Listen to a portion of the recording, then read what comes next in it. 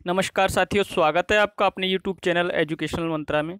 साथियों, आज हम लेकर आए हैं हिंदी ऑब्जेक्टिव टाइप क्वेश्चन का यह है 11वां भाग। और साथियों, हमने इससे पहले हिंदी के बहुत महत्वपूर्ण प्रश्नों पर चर्चा की है और लगभग 10 वीडियोज़ हम इस पे बना चुके हैं। तो साथियों, आप लोग आगामी परीक्षाओं के लिए इनको देख सकते हैं, इनको समझ सकते हैं और आप उन परीक्षाओं में अच्छे अंक प्राप्त कर सकते हैं। तो साथियों, चलिए शुरू करते हैं यह वीडियो। साथियों, आज का पहला प्रश्न है, निम्नलिखित तत्सम तद्भव में से कौन सा तत्सम तद्भव अशुद्ध है ना। निम्नलिखित तत्सम तद्भव में से कौन सा तत्सम तद्भव अशुद्ध है, आपको बताना है। और ये है आरपीएससी सब इंस्पेक्टर परीक्षा में पूछा गया है। तो आपको देखना है नृत्य या नाच, श्रृंगार या सिंगार, चक्षु या आंख, दधि या दही। आपको अब समझना है इसमें से जो तत्सम है उसका तद्भव वही है कि नहीं, यह है आपको सोचना है इस पर। देखिए, नृत्य का नाच ठीक है, श्रृंगार का सिंगार ठीक है, श्रृंगार का सिंगार ठीक है, दधि का दही ठीक है, लेकिन चक्षु का आंखी नहीं होता साथियों, अक्षी का आंख होता है। किसका? अक्षी का, है ना। अक्षी, जो अक्षी होती है उसका क्या होता है?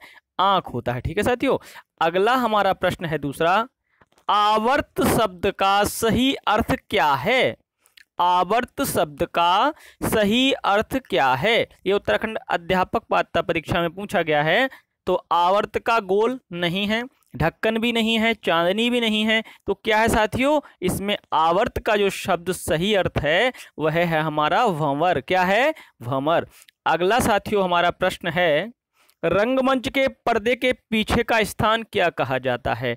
देखिए, आपने देखा होगा कि आपके क्षेत्रों में रामलीला होती होगी, रासलीला होती होगी और कई नाटक होते हैं, है ना, रंगमंचों के। तो उनमें एक आपने पर्दा देखा होगा, बीच में पर्दा पड़ता है। तो पर्दे के सामने जो लोग क्या करते हैं, नाटक करते हैं, तो वो मंच होता है, उसको कहते हैं रंगमंच। और रंगमंच के पर्दे अर्थात उस पर्दा लगा होता है उसके पीछे के भाग को हम क्या बोलते हैं साथियों? पृष्ठभूमि, नेपथ्य, मंच पृष्ठ या गुही मंच। तो इसमें से नेपथ्य बताते हैं साथियों। क्या बताते हैं? नेपथ्य। अर्थात रंगमंच के पीछे का जो क्षेत्र है उसको हम क्या कहते हैं, या पर्दे का पीछे का भाग जो होता है उसको हम बोलते हैं नेपथ्य। तो साथियों, अगला प्रश्न हमारा, बारिश होगी तो हम भी पिकनिक चलेंगे, इस वाक्य में है। बारिश होगी तो हम भी पिकनिक चलेंगे, इस वाक्य में है संभावनार्थ वृत्ति, संकेतार्थ वृत्ति, निश्चयार्थ वृत्ति या आज्ञार्थ वृत्ति। देखिए, तो आपको बताना है इसमें से कौन सी वृत्ति है ना। तो हम बारिश होगी तो हम भी पिकनिक चलेंगे, इसमें क्या है? यदि बारिश होती है ना, संकेत है, यदि बारिश होगी तो हम पिकनिक चलेंगे, है ना। तो यहां पर यदि बारिश होती है या बारिश होगी तो हम भी पिकनिक चलेंगे, बारिश होगी तो हम भी पिकनिक चलेंगे, संकेत दे दिया, अगर बारिश होती है तो हम पिकनिक चलेंगे, तो संकेतार्थक वृत्ति साथियों हो जाएगी इसमें। और यह प्रश्न आपका आरपीएससी पुलिस सब इंस्पेक्टर परीक्षा में भी पूछा गया है। और देखिए, रंगमंच के पर्दे का ये यूपीपीएससी समीक्षा अधिकारी में पूछा गया है। साथियों, अगला हमारा प्रश्न बनता है, अन्वेषण का संधि विच्छेद होगा। अन्वेषण का संधि विच्छेद होगा। देखिए, अन्वेषण का संधि विच्छेद क्या होगा? अनधनवेषण, अनुधनवेषण, अनुधन एषण या अनवधन एषण। तो साथियों देखिए, अनुधन एषण इसका सही होगा। और साथियों कैसे होगा यह हम चर्चा करेंगे, देखिएगा। अनुधन एषण, है ना, यह हम सही बता रहे हैं आपको। ठीक है साथियों, तो देखिए अनुधन एषण, उ और ए का यहाँ मेल हो रहा है, लेकिन ऊ का क्या हो जाता है? उआ हो जाता है। ऊ का क्या हो जाता है? उआ हो जाता है। और कब हो जाता है? देखिए, यह कब होता है, हमने आपको बताया था ई उ री ली का या ई उ री का क्या हो जाता है, या र ल व हो जाता है। ये कौन सी संधि है, ये साथियों हमारी यण संधि है। कौन सी संधि है, यण संधि है। तो उ का वा हो गया, और ये एक का जो स्वर है इसकी मात्रा वा पे आ जाएगी तो ये वे हो जाएगा, तो अनुधन एषण अन्वेषण हो जाएगा।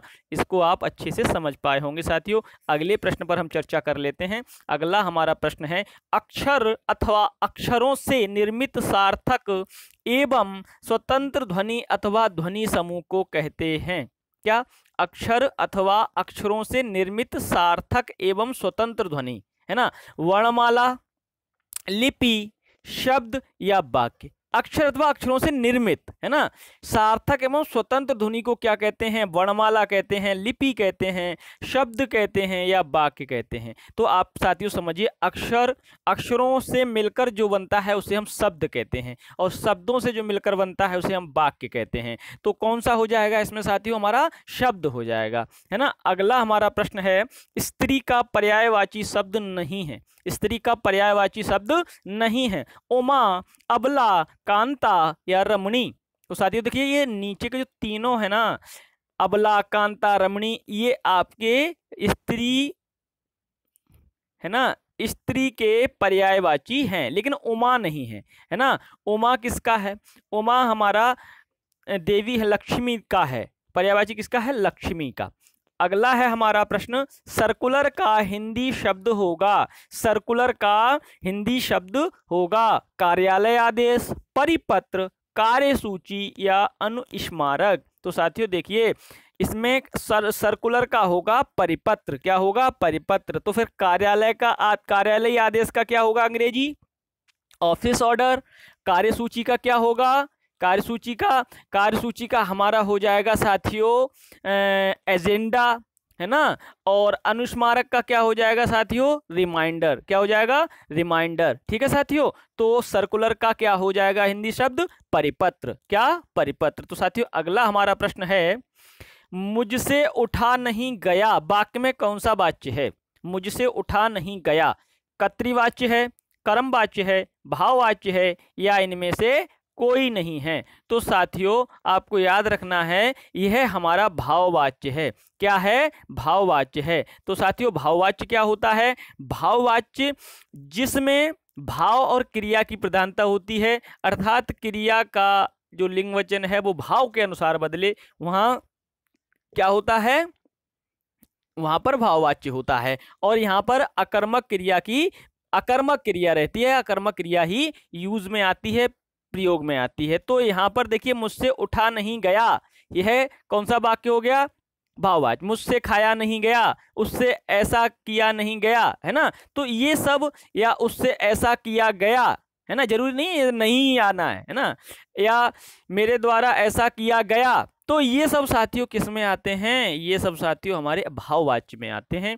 और आज का हमारा साथियों आखिरी प्रश्न है 10वां, ज्ञापन के लिए अंग्रेजी शब्द है। ज्ञापन के लिए अंग्रेजी शब्द आपको बताना है। तो साथियों वो हमारा हो जाएगा मेमो। क्या हो जाएगा, मेमो। सा इसका ऑप्शन सही होगा साथियों। और ये हमारे बहुत ही महत्वपूर्ण प्रश्न थे, इनको आप बहुत अच्छे से समझ रहे होंगे। तो साथियों, और इसमें आंसर की भी है, तो आप सब लोग इसको देख भी सकते हैं। और PDF के लिए सब आप टेलीग्राम पे जुड़ सकते हैं, और उसका लिंक मैं हमेशा से डिस्क्रिप्शन में देता हूं।